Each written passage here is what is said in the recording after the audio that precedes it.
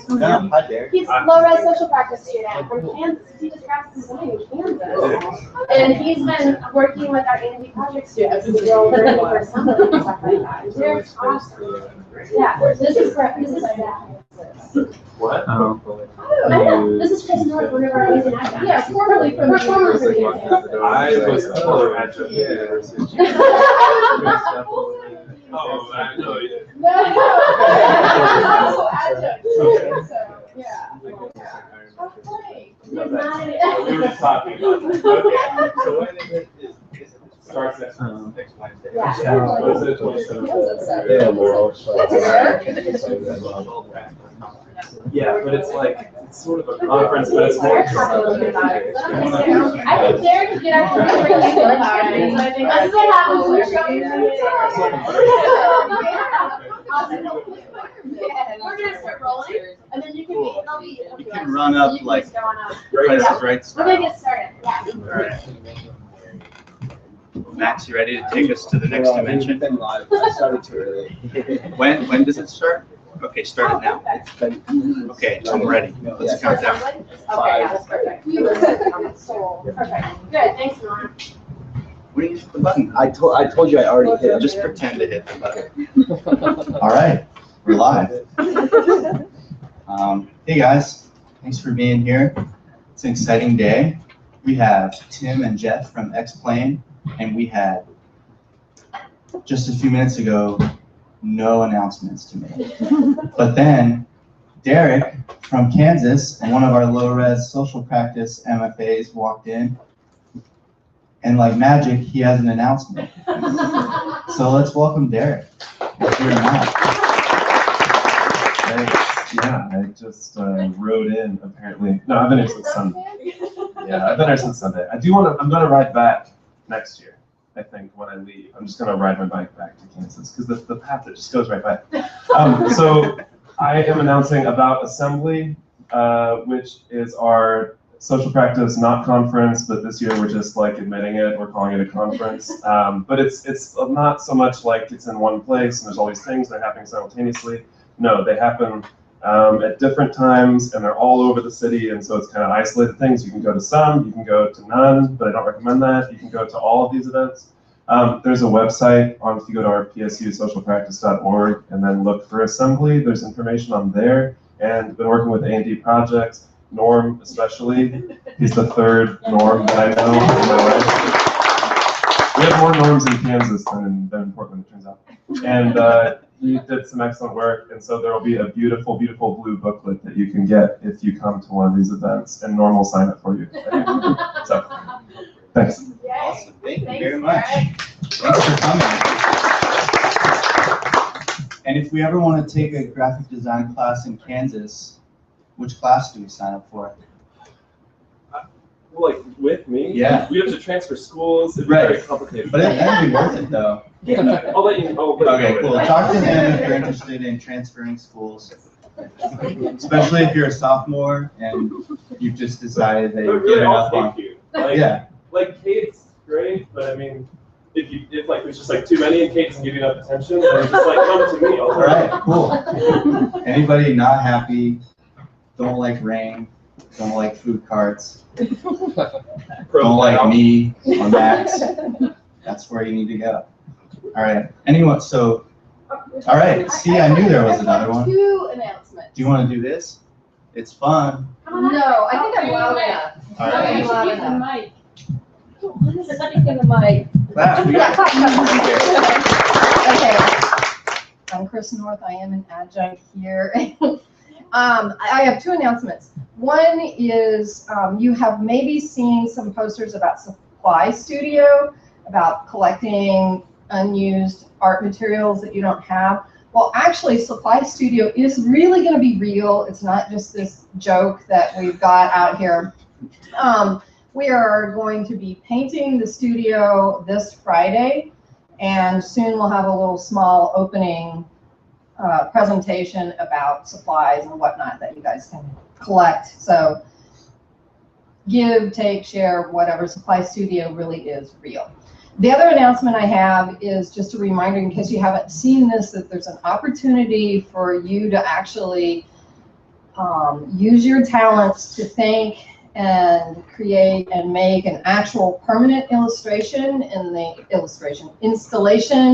art lot that's attached to our building, or you can also develop a performance piece.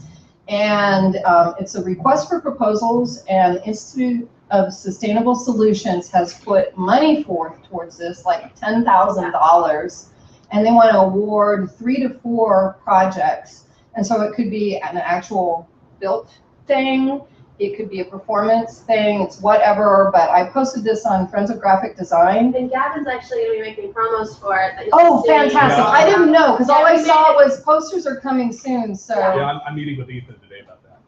Okay, so we're giving you like a preview, see posters on it, see the link on Friends of Graphic Design. And if you're interested in this kind of thing, you can do it independently, with a faculty member, as a team, whatever. So there you go. Sorry. Great. You asked me to That talk and I was talked wonderful. like that. Let's give it up. Maybe everyone should make an announcement.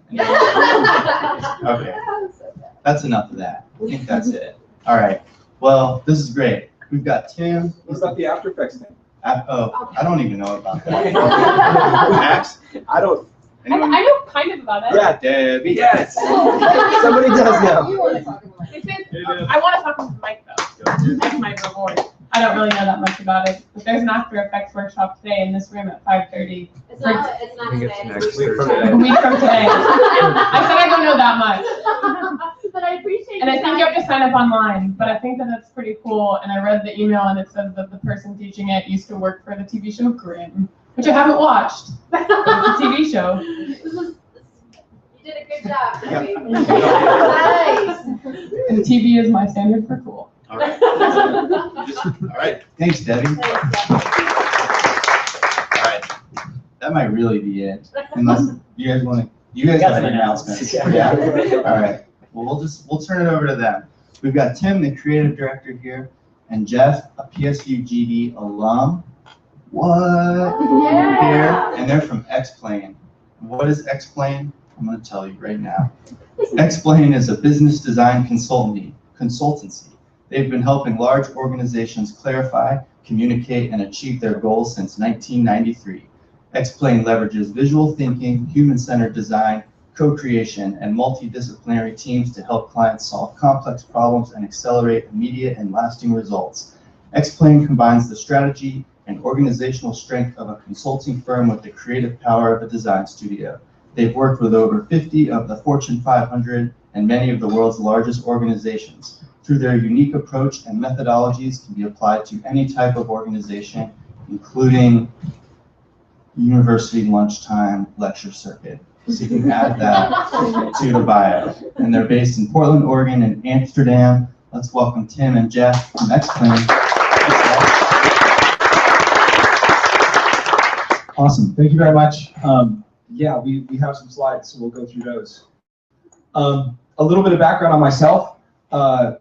Dots from right to left. I was born in Boston, moved quickly to Salt Lake City. I grew up in Salt Lake. My dad was a professor at the University of Utah.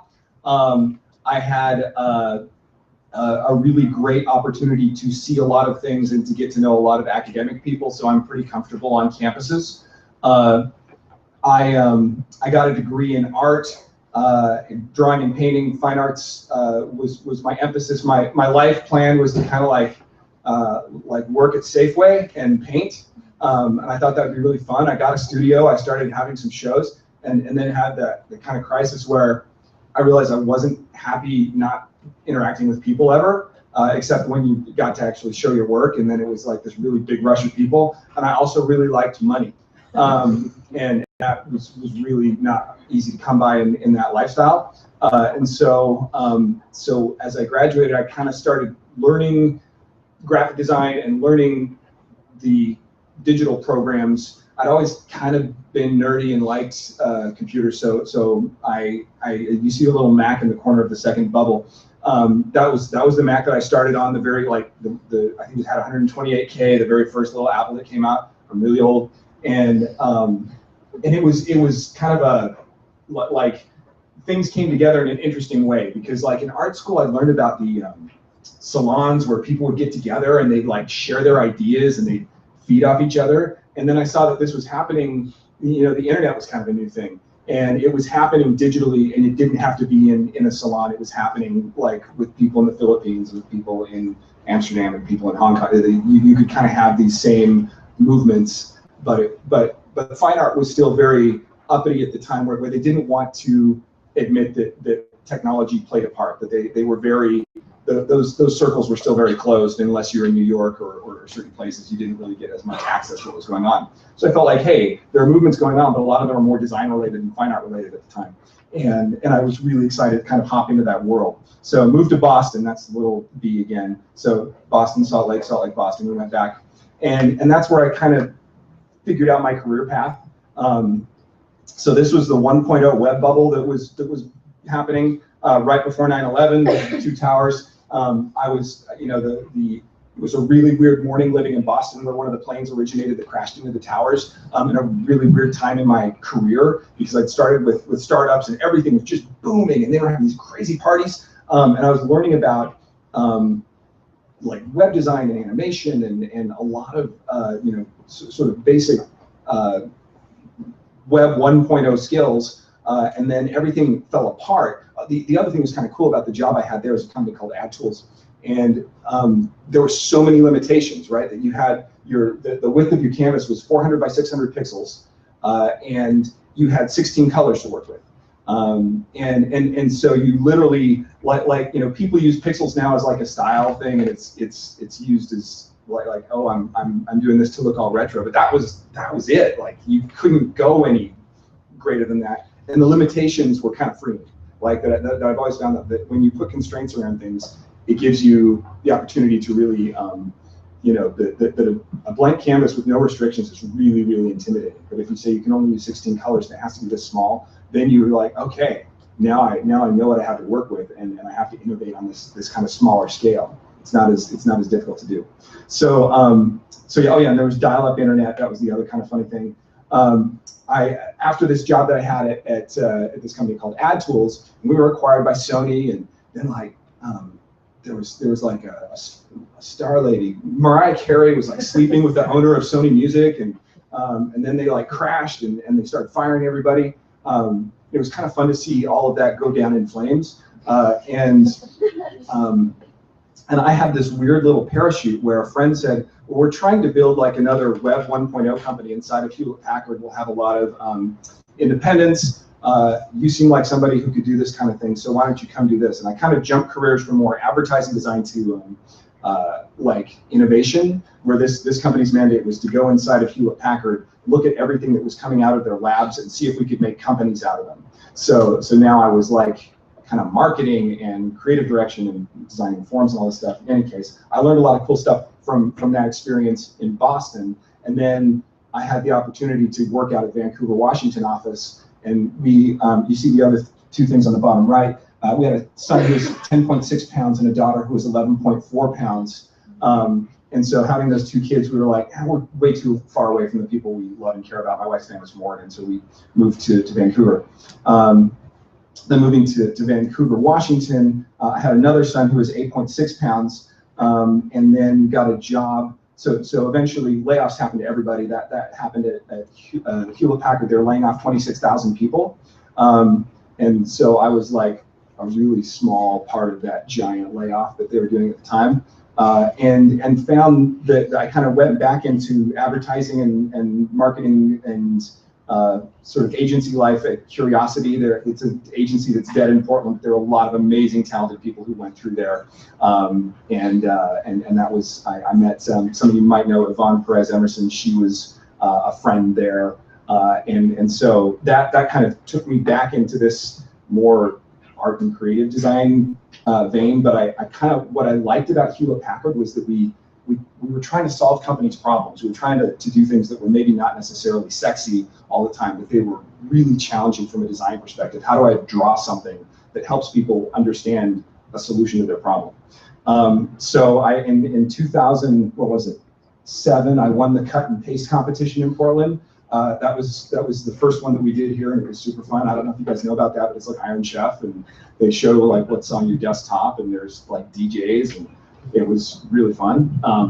And then a friend of mine was the creative director at Xplane, and he said, hey, why don't you come see what's going on over here? And I was kind of getting that there was a certain level of toxicity that happens in any agency environment. I was looking for maybe a slightly different environment. And that was the main reason I made the jump. But when I found, after I started working at Xplane, I found it was a really good mix of like visual thinking and problem solving, and yet we still got to build things. It sort of had a really nice balance of using design skills to solve problems, and at the same time we occasionally got to make sexy things. And honestly, there was a lot of travel involved. And I thought that was kind of fun to be a traveling graphic designer, to go around and to go to different places to be able to solve problems. So that's Tim May. I'm going to go backwards just to be different. So I've been at Xplane for coming up on 2 years now. After graduating from here in 2013, I met Tim at Fresh, the portfolio show, and liked what he had to say about the company, and went in for some interviews and been there ever since. While I was a student here, I had a couple great internships, one with Joby and Friends, and another one with Visify that was like a web startup that got eaten up by Yahoo and is no more. I took kind of a winding, circuitous route to get to Portland State. I thought I was going to be like a video dude for a while. Went to a couple different schools before ending up here. And I was born in Portland, a little baby. And I've been here my whole life. So that's me, in a nutshell. That's okay. We're going. Okay, so Xplane is a strategic design consultancy focused on the inside of organizations. So basically, we help companies kind of solve their internal problems.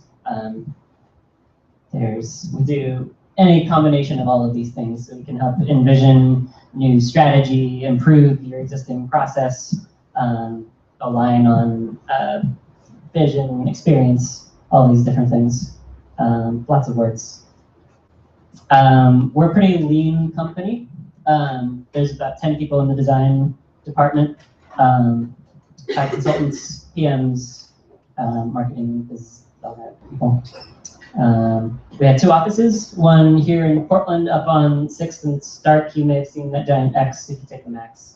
And then we have another office over in Amsterdam that's a little smaller. We've had a lot of clients over the years because we've been around for 20-something years. And most of the work we do is confidential, unfortunately. But we have a couple projects that were more public that we're going to be able to share with you. But first we can talk about our process. Do you want to take this? Yeah, I'll take this. All right. So we believe very strongly in co-creation. Jeffrey mentioned that. And so anytime we engage with a client, usually what comes is not the brief, right? The agencies, a lot of times they get their brief and they work really hard for 3 weeks. And then there's the big sexy reveal, right? They pull the thing off and it's like, look at these things we made for you. And we kind of write the brief with the client. We're like a couple steps ahead of that. What is the problem you're trying to solve? And we get in there and we'll do what we call a discovery session. And yeah, and those are usually a full day workshop on site with the client. And we draw everything on the walls to capture what they're trying to say and what they're trying to accomplish. So an example here was, we can talk about this when it was the Bill and Melinda Gates Foundation. And you can see the drawing on the wall is capturing what's happening and what they want to try to say here. I believe this was threat detection or threat awareness. Identity theft. Okay, all right. Yeah, so this was this identity theft project. And pretty typical of the type of things we're doing. There's a lot of post-its going up on the wall. And this methodology, I've been with Xplane for about 7 years now, and I never thought I'd work anywhere 7 years, but the methodology has permeated my whole existence. Like with my family and my kids, it's like, all right, well, let's post up what our plans are for this week, and let's do a little like visual thinking brainstorm on how we can better make our family plans work. It's funny when you pull that in, but it kind of becomes a part of you. And definitely for for personal projects, when I go back and paint and do like fine art now, I do a little like post up my ideas and sort them and figure out, you know, how that's going to work. So long way of saying these can also be as long as a week. We've gone in and had some really intense, you know, 3, 4, 5 day sessions that are exhausting. You're kind of on your feet drawing all day. And we work with one of these consultants. Typically, you know, one of us designers is paired up with a consultant. Their job is to extract the information from people's heads and then get it up onto the walls. We're the ones who draw it up on the walls, and we need to absorb it because we run with the project after that day of discovery or however many days of discovery happens. But there's kind of an interesting, the idea is that we're not exactly business consultants who tell companies what to do. We're more like Sherpas. If you have an idea where you want to go, we're going to come in and help you get there a little more quickly. And another quote that I hear a lot that I like is that, you know, the smartest person in the room is the room itself.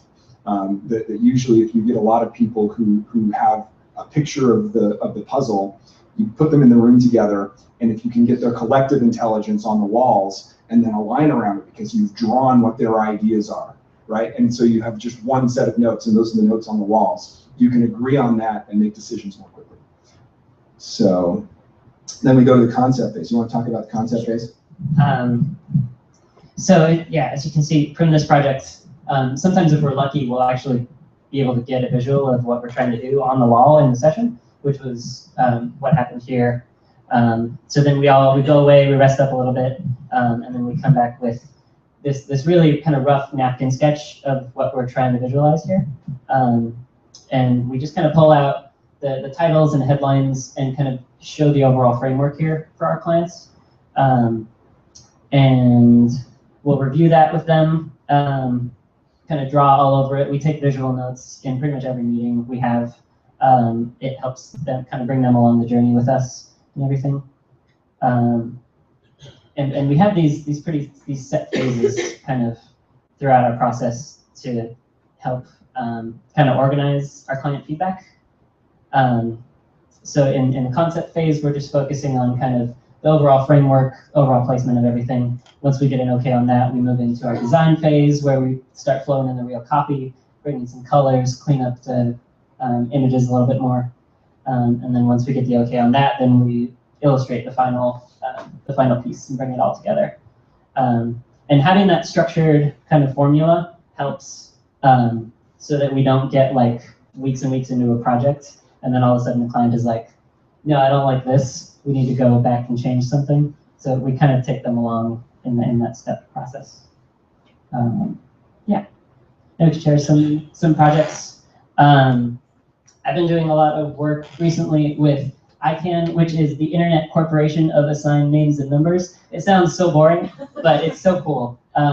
They are basically one of the companies that manage the infrastructure of the internet to make sure that when you type in www.pizzacat.com, no matter where you are in the world, it gets to the server and pulls that correct website up on your browser.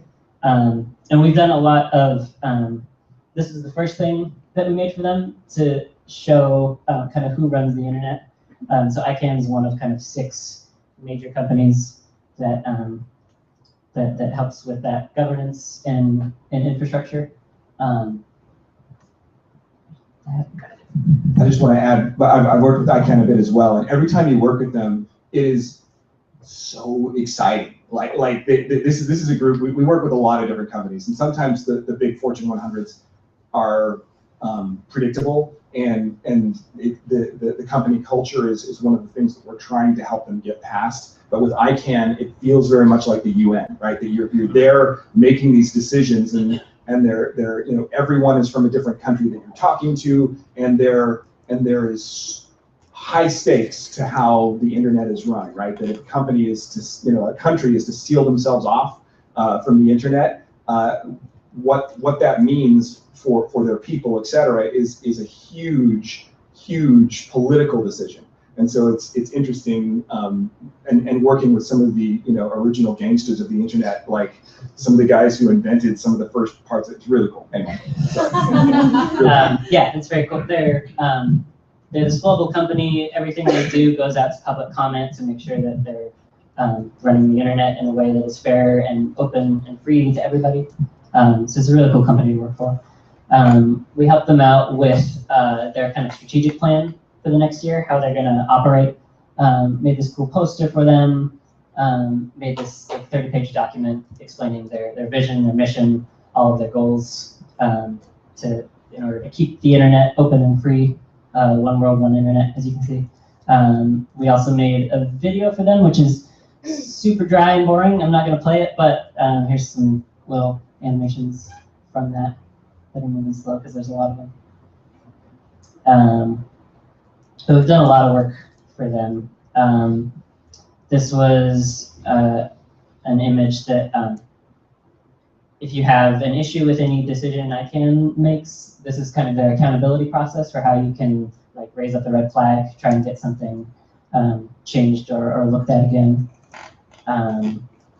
This is a visualization of the process of how the root server, how, like I said with pizzacat.com, how your computer in front of you connects with the server way out in another country sometimes and brings back the correct website, that kind of thing. Yeah, that's how I can. Can I learn? Do you want to talk about that? Yeah.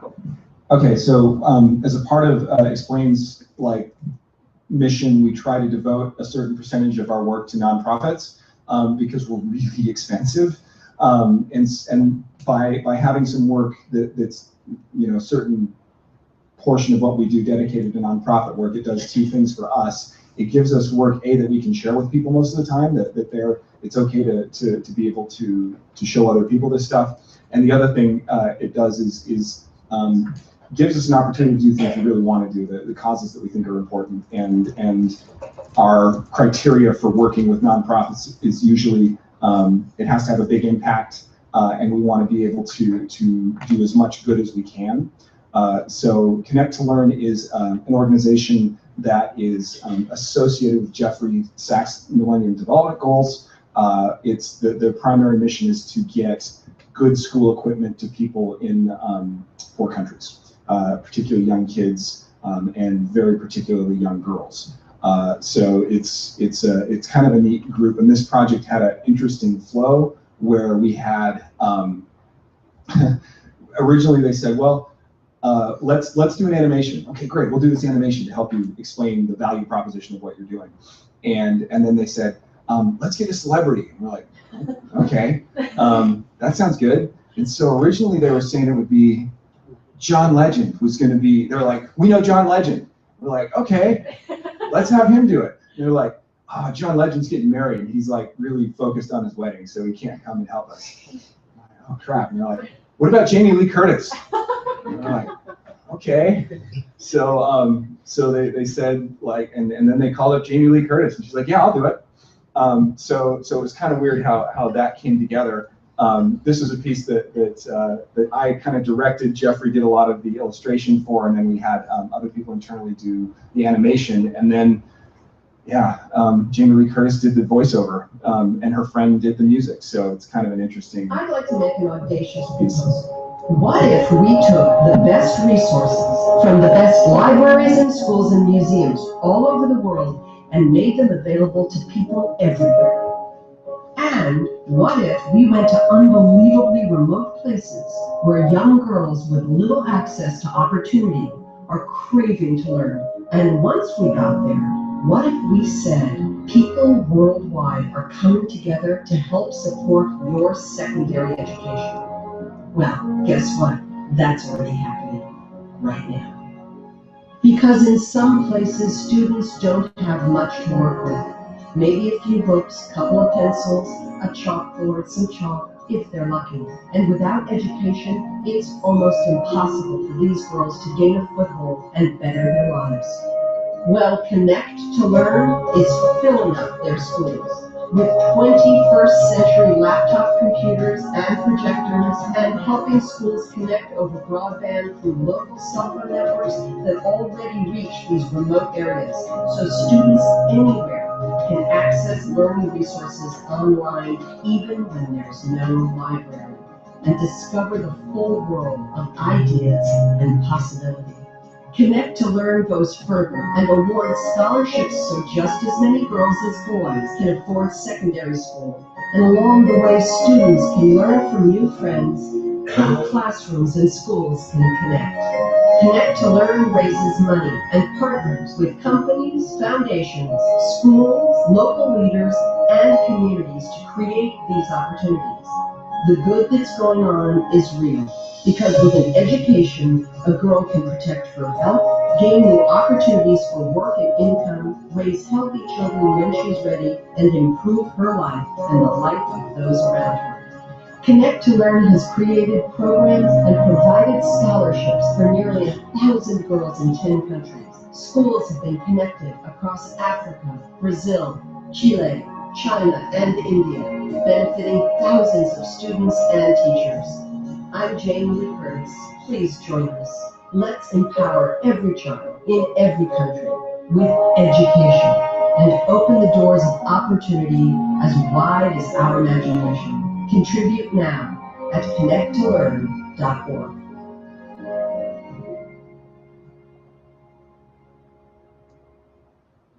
It's cool. I haven't seen that in a long time. Sometimes when you do something, you're really close to it, and you're kind of like, "Oh, this sucks," and then like getting back to it, it's like, "Okay, well, it's okay." Okay. And every project has a timeline. Also, this was an internal project we did.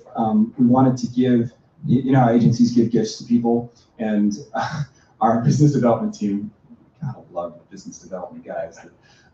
They really wanted something that would sit on people's desks all year long and remind them how great Xplane was. So we made these calendars with really cool. We had ADX create some blocks where they fit into, and then you can see like we had each of our designers do days of the month.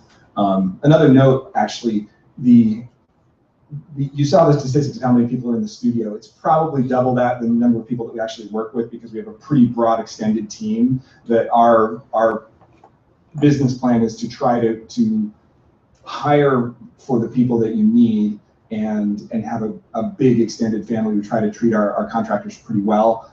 So a lot of our illustration, a lot of our animation, and even a fair amount of consulting and design happens with people who are friends and family of Xplane, but not necessarily like directly full time.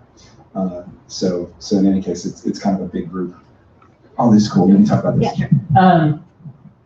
A cool thing that Xplane does is we designate the last working day of every month as, we call it X Day, where we turn away all of our client work and we just get to focus on our internal stuff, like pretty much whatever we want to do, something that'll help the company or something that'll help ourselves be more creative, that kind of thing. So my project that I've been taking on, I've painted this mural in the hallway.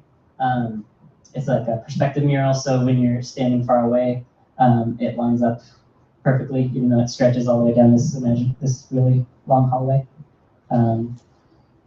But it's really cool. It's also cool because it's a really windy hallway. So you walk down it, and then it sort of accentuates the idea that wind is blowing. Our building was like the first building this side of the Mississippi. Like it's one of the first buildings ever to have central air. So it's kind of janky, and it's just like major suction. At one point we had a kite in the hallway that was constantly flying. so the lines that shoot back are pretty cool because of, that's a cool picture actually. They all look horizontal there, and they actually go crazy directions all over the place. Cool. Pro tips. Pro tips. Cool. Yeah. So some things that we can share with you guys, students, things that I've learned from working with Xplane. Posting up, we talked a little bit about that, and it's definitely the moment when I realized that I really believed in what we were doing was when I did a post up at home. We were having trouble visualizing what should we be saving our money for, so we posted it up on the wall and organized our short-term needs and wants and everything. It's super cool, and it's posting up for brainstorms is super helpful if you have a large group of people. What we typically do is take 5 to 10 minutes, write down an individual idea on a series of Post-its, one idea per Post-it, and then everybody goes up one at a time, kind of puts up their idea, talks about why they think this is a good idea, and then the next person comes up and it gives you a good visual of kind of what everybody's thinking. You can start to group them together, like good ideas, bad ideas, that kind of thing. It's super, super cool. Elaborate? Yeah. So we talked before a little bit about the way we co-create with clients, and the advantage there is not just that that they're kind of bought in from the beginning, but a lot of times the work we do, it lives inside of companies. It doesn't always make it outside. We have done some sort of outside consumer-facing work, but generally, in order for things like that to succeed, you need support. And people usually will defend and support what they helped build.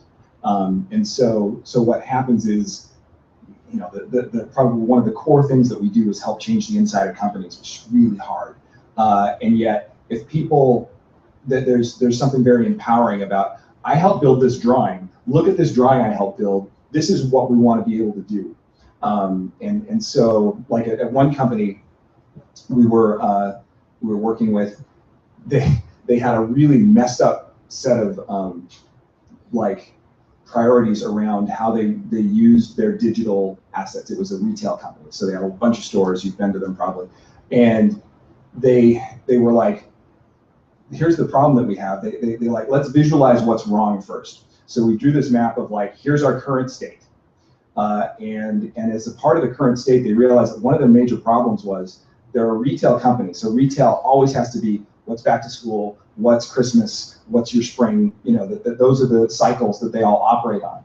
And yet the executives at the company would say, I have this little project, I need to pull you out and use you for this project right now. And what would happen is that those if the CEO says, I want you on a project, you jump and do that project because he's the one who cuts your check. But the problem was they wouldn't hit these other fixed dates that they had year round, and they'd lose really valuable, important people from their teams. And by drawing that out, we literally drew like this big, hand coming out and grabbing people. And as a part of them grabbing the people, they'd be like trying to sort of shoot toward the goal that they had, but they'd missed because they weren't in the right spot to be able to hit it. And one of the things that came up with is like, we're such a customer-driven company. We need to have like a customer czar at the CEO level who can help us solve these problems. And so they shared this map around, and then they kind of shared like, here's what we think the future could be, and it showed this customer czar person in that map. And then they hired that person. It was kind of cool that like this was sort of a grassroots, smaller team inside the company with sort of middle management proving to the sort of C-suite, here's the stuff we need to do, and they did it. It's kind of cool. Yeah. So, and I don't know, anything else about collaboration? I mean, it's also happens very much internally. We try to be as good as we can at sharing projects. I think that's, anytime you get somebody else's eyes on your work, it gets better. And particularly when they're people who are qualified and know how to make things look good. Oh yeah, draw everything. This is another key to how we work. Like when we're doing these things in our sessions, we're drawing all the time.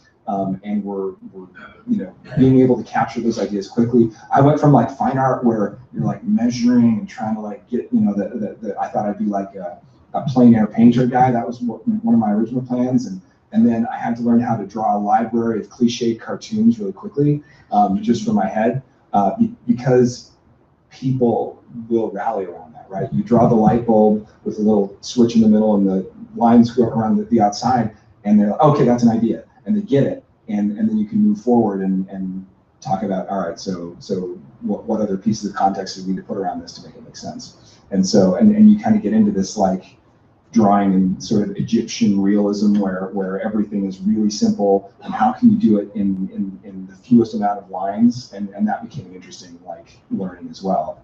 And and we're always drawing on big sheets of paper and moving them all around. It's very fun. Anything else to add on that? Q&A. Hey. Yay, we're done. Thanks, guys. Yeah. Does anyone have questions? Max. I have a question.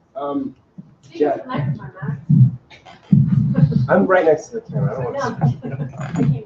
Look into the camera, Max. Not looking. I have a question for Jeffrey. The video that you said you did a lot of the illustrations for, did you do any of the animation for it, or did you sort of draw everything and like storyboard it? Or? Yeah, so Tim came up with like the concept and did the initial storyboards, and then I took those and just in Illustrator made kind of each key frame in the storyboard, just with vector assets and stuff. And then we handed that off to an animator, someone else internally who took that and ran with it. But yeah. Cool. Any other questions? How much interaction is there between the Portland office and the Amsterdam office? So I was there last week. I in 2010 I lived there for 6 months. So it's really cool to have an Amsterdam office. We Xplane in its history at one point had acquired a company in Spain, in Madrid, and there was kind of a culture clash there. And then the bottom fell out of the Southern European economy, and so that was eventually unwound. And we find that there's a little more work in Northern Europe, and that there is. We'd love for there to be more interaction between the offices. That that it's not like people are going all the time, but in the last 6 months, I think 4 or 5 of our Portland people have come to Amsterdam, and in a week or two, one of our Amsterdam project managers is going to come to Portland for a month or two. We try to support that as much as possible, and the company will kind of help out if we go over as far as what the cost would be for us being there, as long as we can kind of justify, look, we're helping build the team there. We have some of our team in Amsterdam are native Dutch people, and some are Americans who have gone over. Yeah, in the back. Okay, thanks. Following up on that, do you see any changes in the way your process works, either in other countries or even other cities in the US? Yeah, it varies a lot by company, honestly, and sometimes a lot of the companies we work for are so large that it varies by company and by section of the company, right, and subsection. But there is generally in Europe, the way we work is a little bit science and a little bit jazz, and there's a not as high a degree of trust that they're going to get where they want to go. That there's the common attitude that we'll see when we begin one of our sessions is, prove to me that you're not wasting my time, because my time is worth $4,000 an hour, right? They're very high-powered people who we work with, and so they want to make sure that they're going to get their ROI on the time spent in the meetings. I won't say universally it works well, but we have about an 80-85% return rate from our customers, which is pretty darn good. Like if they work with us once, they'll work with us again. So I think that kind of speaks for the validity of how we do what we do. But but the different corporate cultures is a really interesting thing.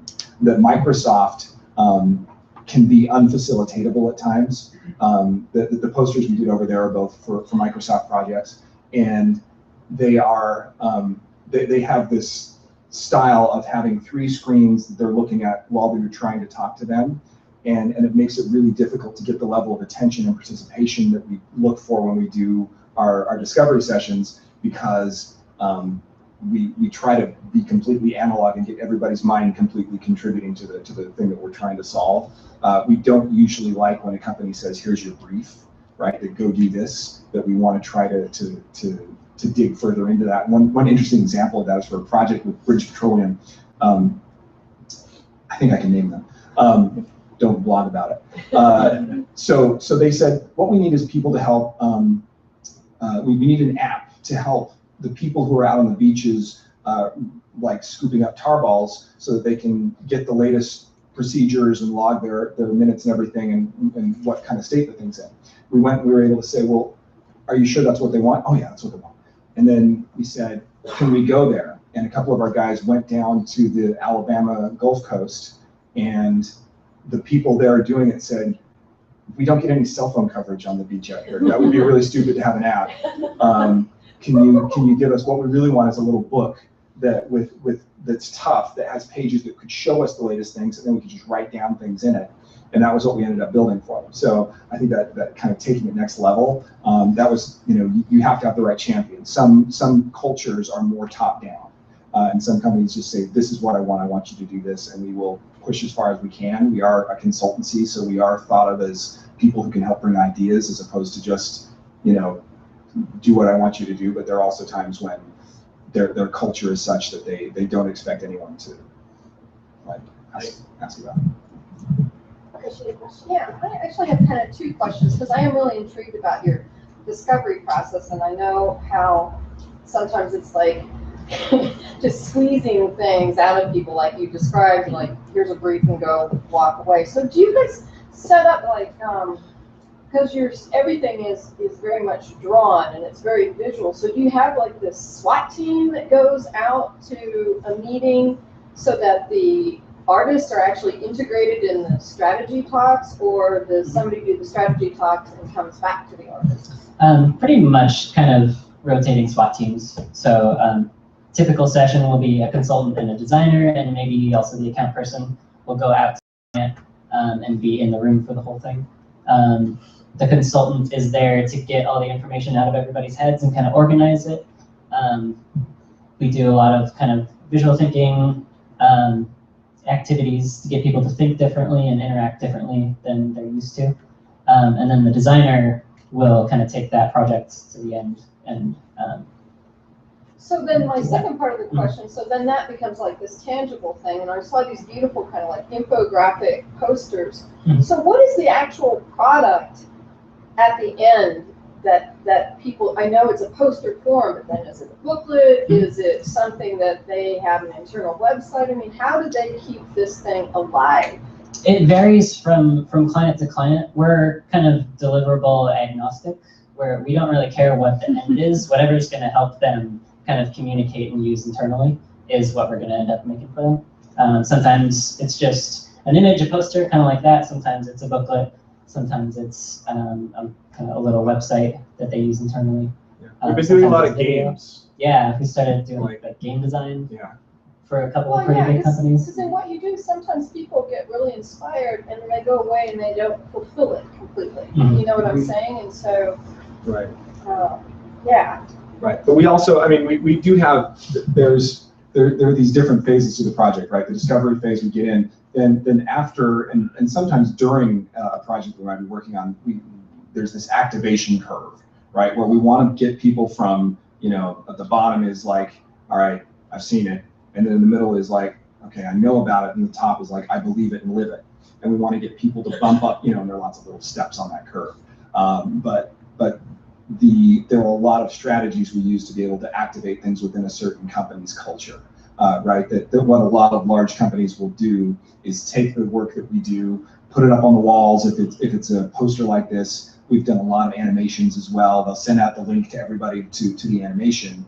And then, the level of support it gets after that is kind of up to the sponsors within the company. But we have some long-term engagements where we are literally kind of in the coffee break room saying, all right, that where we're working on helping socialize things in a way that we know is going to work. Partly because the higher ups in the company are very committed to making certain changes that frequently it is like there's this large change initiative within the company. We just acquired 3 other companies and we don't know how we're going to get all our processes to align. So let's draw that out and see what it looks like when we do things right. And what's kind of ironic is that at one point Xplane was acquired by another company, and they originally said, well, this will just be a holding thing. You guys will have your independence. It's great for you. It's great for us. Yada, yada, yada. But then the acquisition story is a really scripted one that happens the same every time. They cherry picked a couple of our guys, and then they started laying people off, and they didn't ever do that process very well of let's figure out our combined vision. How are we going to work together? We've never actually explained that piece. And the company name is Xplane. It looks like Xplane. I know that's weird. But the idea is explain. We explain things. We help people. We help make things work. And you quite often Xplane does public workshops and things like that. And so if you could talk a little bit about like how often that happens, how these guys can engage with that. Yeah, so we have a quarterly event, BTS, right? 5 months or 5 months? once every 2 months. Yeah, something like that.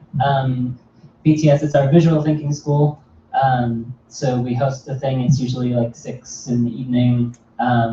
And the topic of it changes from month to month. But it's just kind of a way to get a little bit of experience in our thinking, our methodology, and experience what we're all about.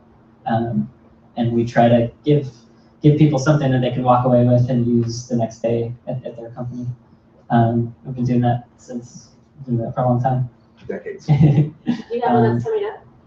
What's the next one?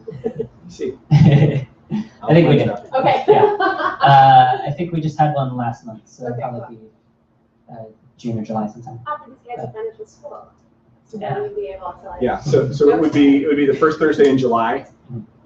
It's usually on a first Thursday. Please sign up for it, guys, because there's some like stalkers who come who really annoy us. God bless them. I mean, it's free beer, and they want to come and learn something. But we really do, the design. You saw in our numbers, the highest number of full-time employees we have are designers, and we really want. I mean, it sounds like I've totally drunk the Kool-Aid for the company, but I honestly, I really enjoy it.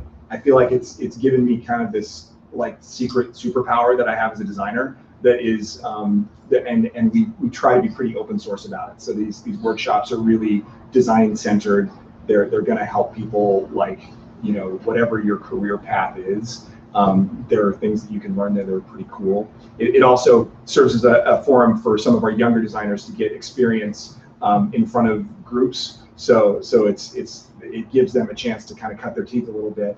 And when you asked before about our SWAT teams, like at one point Jeffrey and I went together, and he was like the ride along, and I was kind of like the sort of captain, and he was the co-captain as far as what we were doing, and that gave him a chance to sort of see what it's like being able to kind of quickly synthesize and process things visually in a room when people are throwing questions up and you're trying to kind of make sense of it all on the walls with drawing. And there is kind of pressure, right? That it's not for every personality. Not everybody likes to draw while the clock is ticking, and that they're like eyeballs looking at it. That there is a certain personality type. A lot of us designers just want to be huddled in our dark room and make our designs and then come out and do it that way. And that doesn't always work for the people that we hire. But we have some people kind of more on the studio side who do that, and that's a lot of our contractors as well. The people who we usually take the work to a certain point. Jeffrey's a very good illustrator. I'll illustrate sometimes as well, but we're not often the ones who do that finishing piece. That we usually are. We start out as kind of creative directors coming up with the concept and building out the idea, and we end the project as art directors managing the sort of production of what is made. Awesome. Awesome, guys. Thank you so much. I'm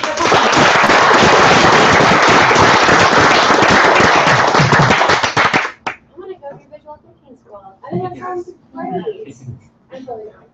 Is it Thanks, free or is it? It's free. It's free. Yeah, it's free. It's a limited number of tickets, and they sell out like crazy fast. So if you follow us on Twitter, you'll get an update about the next one. Right. Tickets go. So yeah. Cool. Thank you guys again so much. Thank you. Here you go. Okay, you guys All right, can thanks for coming in. move the chairs to the back and then move the tables back to where they belong. Thank you. Thank you. Hi. Yeah, it reminds me, I don't know.